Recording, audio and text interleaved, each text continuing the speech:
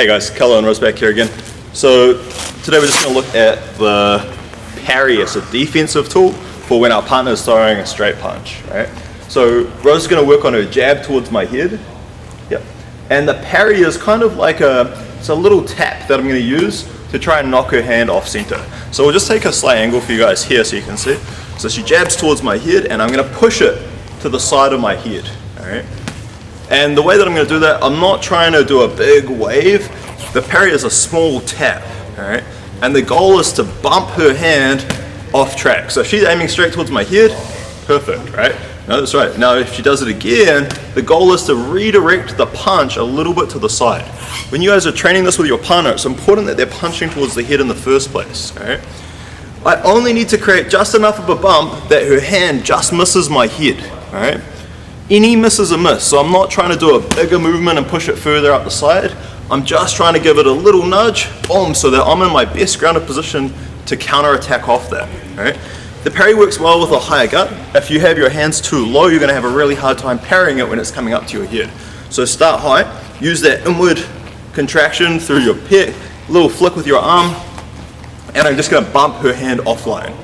The key thing for this parry, so that was on the jab, now let's look at the crossing one, is that I'm aiming to touch the outside of her hand and push it past my head. All right? So I'm not touching the inside, that's going to leave me exposed for her next punch. I'm aiming to always push her hands across in front of herself, so I'm touching the outside of whichever hand. Right? So that's called a side parry or an outside parry. Right? So she's going to jab, bump, she's going to cross, bump. All right? So little inward movements, just tapping her hands off to the side. All right? So that was our side parry. The next one we'll look at is the down parry. So this one, very similar sort of technique, but the angle is just a little bit different, right? And we'll use the down parry when our partner's punching towards our head, and we're gonna parry with the cross side. So on the outside parry before, we were touching with the same side, right? So almost mirror image her right arm and my left. For the down parry, I'm gonna use my right hand against her right hand, and I'm just gonna tap it down so it's just slightly offline.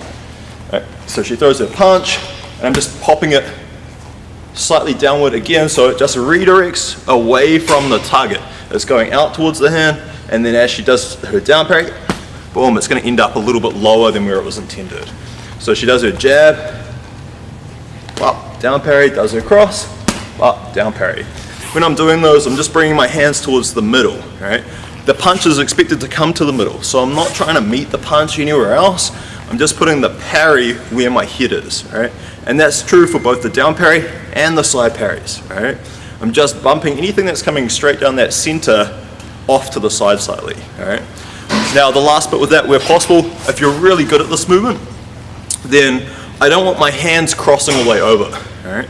So I want to bring my hand to the middle and let that redirect their hand down. So almost that pool table or billiard ball effect where one crashes into the other and it bounces it off, all right?